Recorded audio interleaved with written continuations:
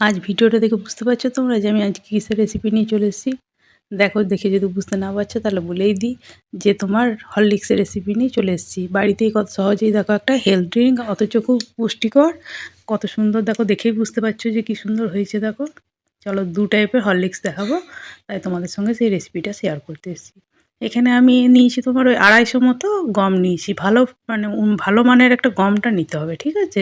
এটা খেয়াল রাখবে যে গমটা যেন ভালো হয়। দিয়ে ভালো করে এরকম করে ধুয়ে নেবে। ধুয়ে প্রথমে জলটাকে ফেলে দেবে। খুব ইজিভাবে হয় আর বাচ্চাদের জন্য খুবই পুষ্টিকর আর খুব মানে কি বলবো, খুবই হেলদি। দেখো, আর খুব সুন্দরভাবে বানানো। তো দেখো কিভাবে করছি। প্রথমে দেখো ধুয়ে নিয়েছি, নিয়ে এবার এরকম করে ভিজিয়ে রেখে দেবো একদিনের জন্য। দেখো ভেজানোর পর এরকম ধরনের হবে। একদিন ভেজানোর পর এটা আমার এবার জলটা ছেঁকে নিচ্ছি। ছেঁকে পরে একটা পাতলা সুতির কাপড়ে আমি প্রথমে বেঁধে নেবো।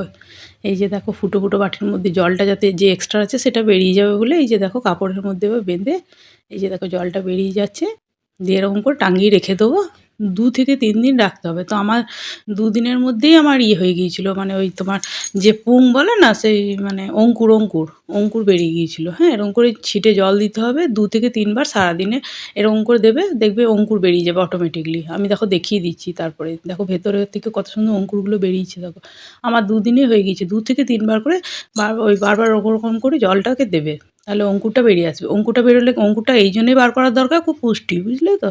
প্রচুর মানে জানোই তো, প্রচুর পুষ্টি বলেই অঙ্কুরটাকে বার করানোর প্রয়োজন, আর কিছু না। এবার দেখো এইটাকে এবার হালকা একটু রোদে দিয়ে দিলে কি হবে, ওই যে ম্যাশমেশে যে ভাবটা আছে সেটা নষ্ট হয়ে যাবে। দেখো এবার কড়াইয়ের মধ্যে কি কি দিচ্ছি দেখো। আমার যে পরিমাণ আমি গম দিয়েছি সেই পরিমাণে মানে তার আন্দাজ অনুযায়ী আমার এখানে দেখে নাও। আলমন্ড দিয়েছি আর তোমার বাদাম দিয়েছি, চীনা বাদাম। ওইটাকে একটু নেড়ে নিচ্ছি। এই যে হালকা করে একটু খড়িয়ে নিয়ে ঢেলে নিচ্ছি। এই যে দেখো হয়ে গিয়েছে। এবার দেখো যে গমটাকে রোদে হালকা একটু দিয়ে দিয়েছিলাম কিছুক্ষণ ইয়ে করে, তারপর এবার দেখো কড়াইয়ে একটু নাড়াচাড়া করে নেবো। দিয়ে একটু দেখো, দেখে বুঝতে পারবে যে কতটা আমি নাড়াচাড়া করে ঠিক মানে জলটা যেন ইয়ে হয়ে যায়। হ্যাঁ, কারণ এটাকে গুঁড়ো করতে হবে, তাই সেরকমভাবেই কিন্তু একটু খড়িয়ে নিও। দেখেই নাও আমি কেমনভাবে খড়িয়েছি ভালো করে। এই যে দেখো, এবার দেখো এটাকে খড়িয়ে নিলাম। কিছুক্ষণ রাখলেই কিন্তু এটা খড়ে যাবে।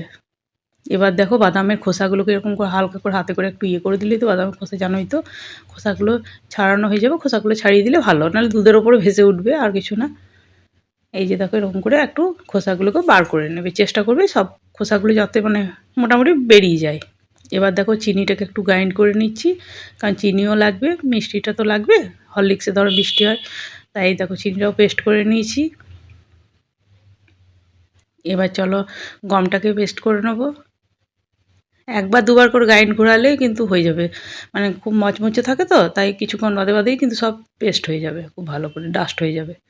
এই যে দেখো ওইটা গমটার ইয়েটাও ডাস্ট হয়ে গিয়েছে খুব সুন্দরভাবে। এবার আলমন্ডটা আর ইয়েটা তোমার বাদামটাকে, চীনা বাদামটাকে একসঙ্গে গুঁড়ো করে নিচ্ছি। তোমরা যদি চাও মানে পরিমাণ বাড়াও, তাহলে পরিমাণটা বেশিও করে নিতে পারো। বাদামের পরিমাণ বেশি হলে তো আর কোনো ইয়ে নয়।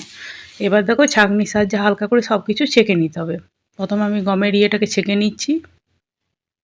আর খুব ইজিভাবে ছাঁকাও যাবে, দেখবে কিছুই বেরোবে না সেরকমভাবে।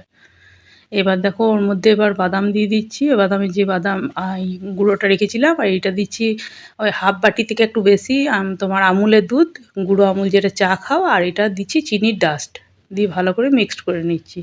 দেখে নাও কীরকম কীরকম পরিমাণ দিয়েছি, আরেকবার নয় দেখে নেবে, সেই পরিমাণ অনুযায়ী মিক্স করে নেবে। মানে এত সুন্দর টেস্ট না, বিশ্বাস করো, এত সুন্দর মানে হেলথ ড্রিঙ্কটা হবে, দেখবে না হরলিক্সের টেস্টটা দারুণ সুন্দর আসবে।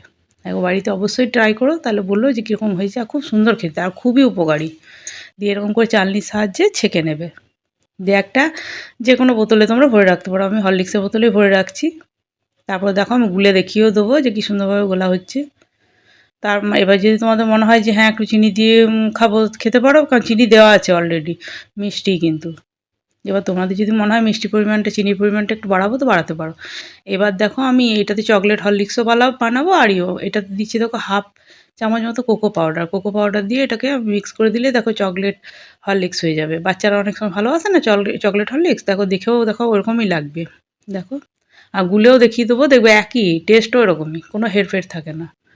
একবার বাড়িতে অবশ্যই ট্রাই করো আর কেমন লাগছে কমেন্ট বক্সে জানাবে। যদি ভালো লাগে তো প্লিজ চ্যানেলটাকে লাইক, সাবস্ক্রাইব, শেয়ার করে পাশে থেকো। আর এরকম নিত্য নতুন ভিডিও পাওয়ার জন্য আমার পাশে থাকা ভিডিওর বেল আইকনটাকে অন করো। এবার দেখো দুধটাকে গরম করে নিয়ে এসেছি। এবার দেখো তোমাদেরকে দেখাবো। তোমরা দেখলে নিশ্চয়ই যে কত পারফেক্ট হয়েছে। এবার দেখো গুলে দেখিয়ে দিচ্ছি। আর খেতেও অসম্ভব সুন্দর হয়েছে। বাড়িতে বানাও তাহলেই জানতে পারবে যে কেমন হয়েছে। চলো দেখো সব দুধের মধ্যে দিয়ে দিচ্ছি। এবার দেখো এইটা প্লেন হরলিক্সটা, এই যে দেখো সব দিয়ে দিচ্ছি। দেখো কত তাড়াতাড়ি মিক্স হয়ে যাচ্ছে। এবার বাকিটা আবার গুলবো। এবার দেখো এটা চকলেটের যে বানিয়েছি সেই চকলেট হরলিক্সটা বাচ্চাদের জন্য বানিয়েছি। এটাও দেখো কত সুন্দরভাবে দেখো মিক্স হবে। এবার দেখো বাকিগুলোতেও দিয়ে দিচ্ছি।